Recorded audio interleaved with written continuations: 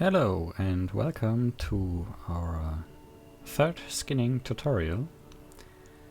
This time I want to show you how to do 3D skins or skins with 3DsMax. Some of you saw skins like this in the past and asked me, how do you do it? And now I will do this tutorial to show you how I do it. Now, first of all, let me tell you something really important. We are using 3D models right out of the game. Those game models belong to Gauge and Entertainment, and we are only using them for skinning purposes in Warthunder. So don't use them for any other games, don't sell them or try to sell them, and don't use them for any other mods, because that's against the user agreement. And I asked Scarpa if using models for 3D skinning purposes is okay, and he told me yes, and it's encouraged by Gaijin just like those sound mods. Now, what do you need? You need 3DsMax. You can get a edu license if you're a student or still in school. This is the site, and you get a 3-year free license without the need to buy anything else. What you also need is Ninja Ripper. I will link the site in the description. And you need an import script, which a friend of mine wrote, which is also linked in the description. About Ninja Ripper, here's a brief description. We don't really need that one, or this description. We only need to download it. After you've downloaded it, put it into a file folder.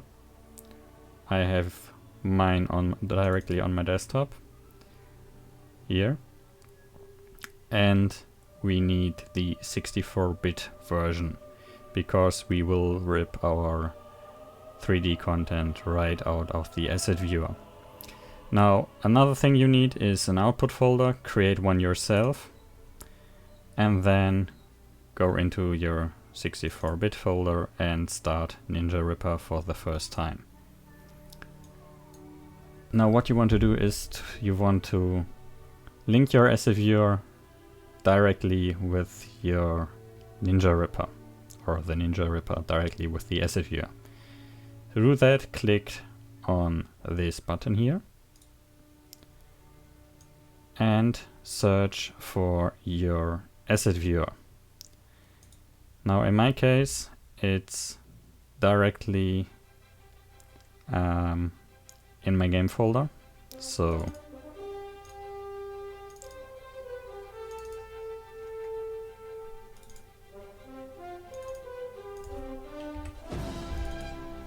it's directly here in the CDK folder.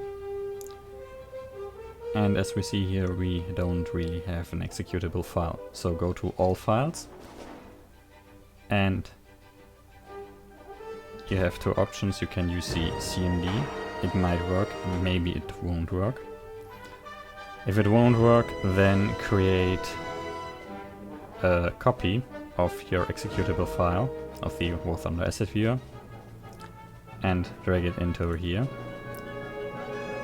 Mark it, press open, and it should be linked. Everything else you can leave as it is. The only thing you want to change is, of course, the output directory to your output folder. This is where the 3D content will be ripped to. Now leave intruder inject and press run. Now the CDK should start running.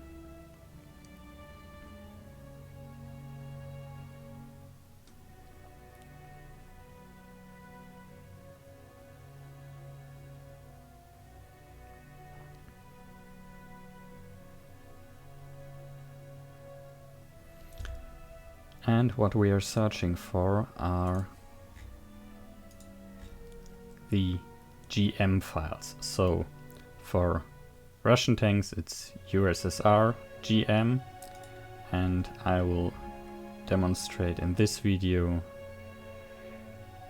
the way for a British tank, the Centurion Mk.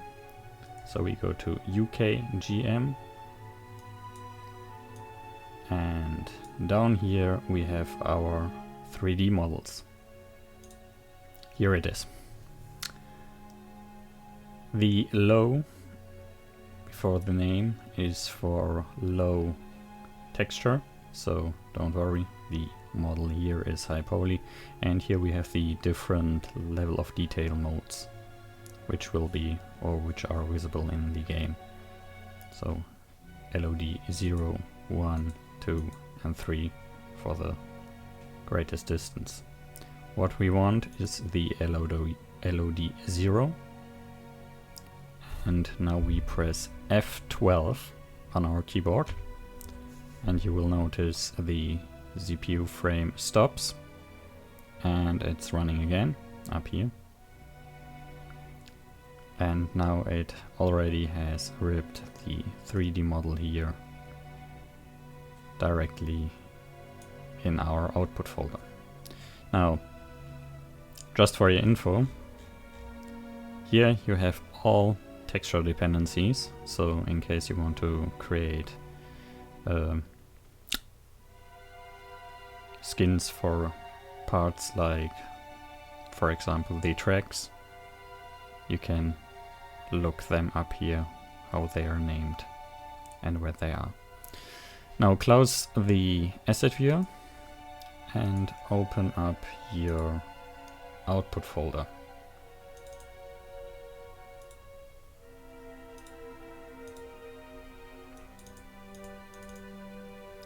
And here we have our new RIP file with the log.txt, and here are all the RIP files which we need. After the RIP files are the textures, which you saw before in the asset viewer, but of course they are only low texture files, so we don't really need them. What we want are the RIP files. Now close Ninja Ripper, we don't need it anymore, and open 3DsMax.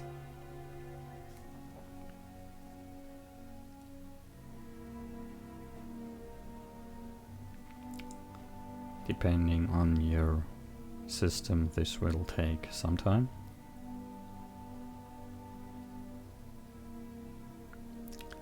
Now, if you are a beginner in 3DsMax, I will show you the basics for 3D skinning, but if you would want to do something more advanced, then feel free to check up other 3D tutorials. Now press Alt and W to maximize this window and go to Max Script and Run Script. Now we are searching for our script. I've linked you the one in the description of this video, and in my case I placed my script directly in my Ninja Ripper folder. So here is the newest import script, and press open. Don't change anything here except for group, and the input direction, of course, has to be the Ninja Ripper folder, our output folder, and the one with the RIP files. Press OK.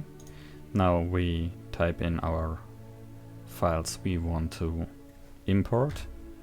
0 for the first file, then a minus or 2, and the last file is 278. Now hit import, and you'll notice that down here it's running the script and importing our files, our RIP files. And here in the middle you already see the mesh files appearing. By the way, in this first tutorial we will only cover how to rip 3D content out of the asset viewer, import it in 3DsMax and rescale it so we can use it in our next tutorial. Now you see all the imported mesh files on the left side here in this group window. If you're using an older version of 3DsMax, then you won't have this fancy group window, maybe. So I really recommend the 2015 version. And here we have our tank. Doesn't look really like a tank, but that's it. The problem is our import software and Ninja Ripper doesn't really import or doesn't save the original coordinates of every mesh part, and that's why it looks so squished and squashed up. Now to start up we go from realistic to consistent colors and hidden lanes, because that way we are much more easier to identify what we want. Now go here in the group monitor, press Ctrl A and hide everything. And now we start with the grouping. So what you do is you go through these files here one by one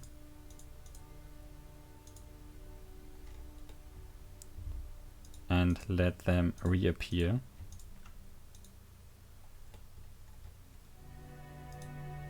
For example, this here is a jerrycan. And what you want to do is you want to search for parts which are thankfully already pre-adjusted. If you're lucky, it's half of the tank. If you're unlucky, you have to do it all yourself. So we see here, we have here some add-on materials and some more. And this will take a lot of time. So this pre-assembling, here we have some part of the turret. And here we have the turret. So it seems like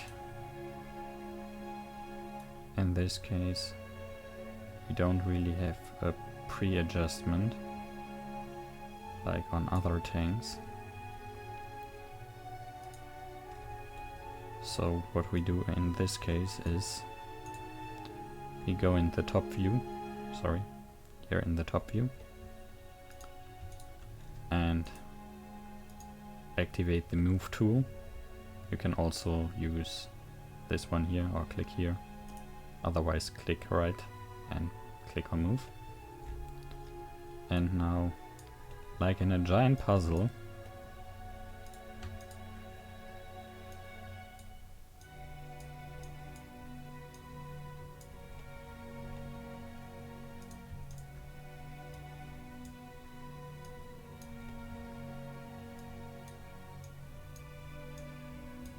we do a little pre-selection.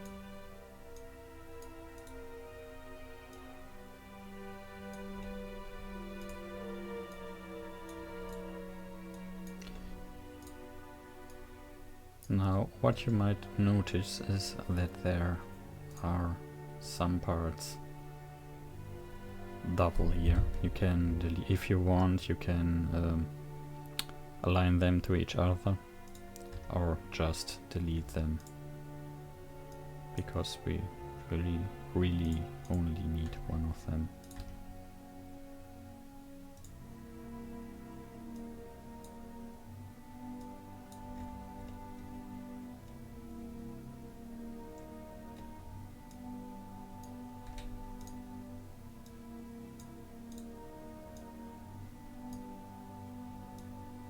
And in the case of those two, we don't need those, and here this one.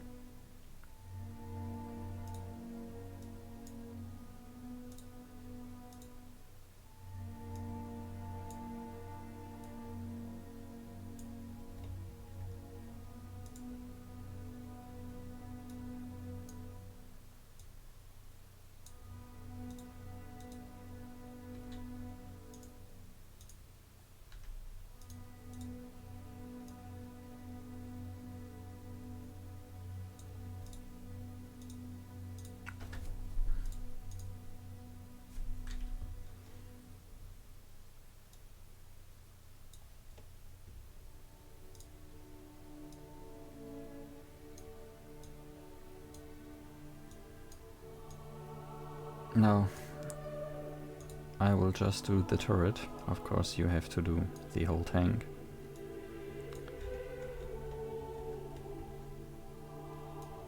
After you're done with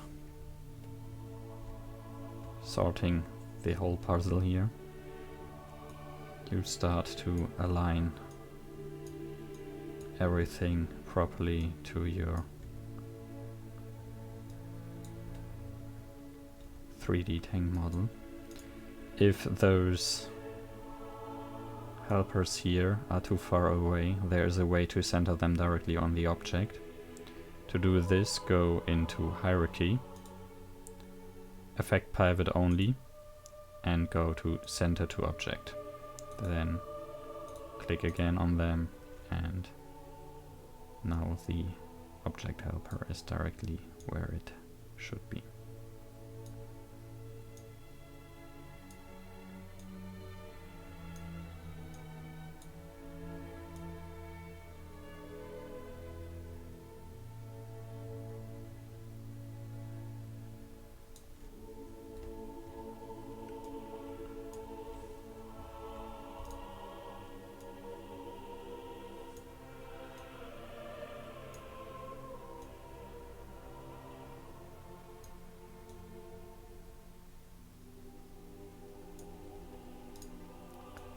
Another important thing is you have to check in-game on the original model or in the asset viewer on the original model where the parts really are.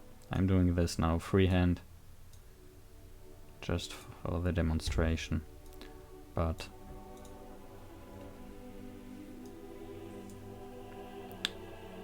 if you want to do it really well, then you have to check it in-game or in the asset viewer where the parts are exactly.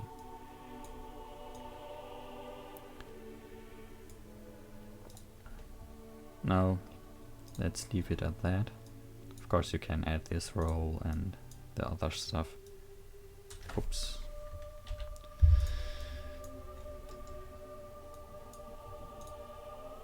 If you wanted to do it right. Now in our case, here for this demonstration, I will only attach this 2 boxes here, or 3 boxes at this turret. Now, to rescale our turret and our boxes to their original way. Now in your case, you have assembled the whole tank, marker all files, and go right click and scale.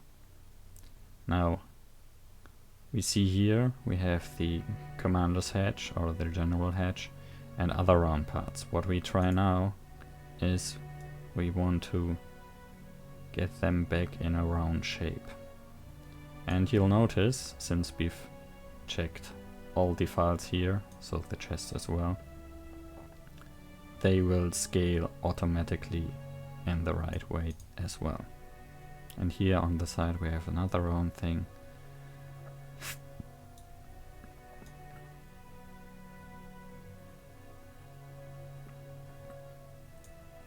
And here we are.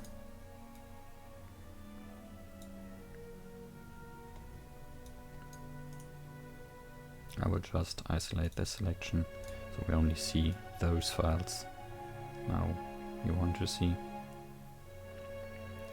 So you see here you would add the jerrycan and the extra spare tracks and the cable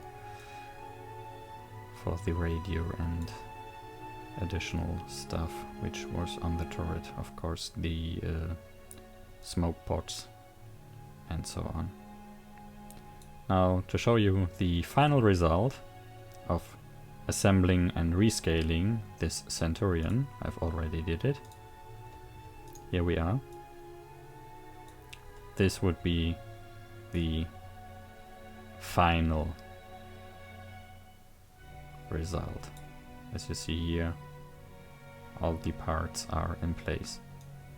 Now for the beginners, a little tip. If something doesn't look right or looks too far away, then you can also use the rotate tool to rotate them till they are the way they should be.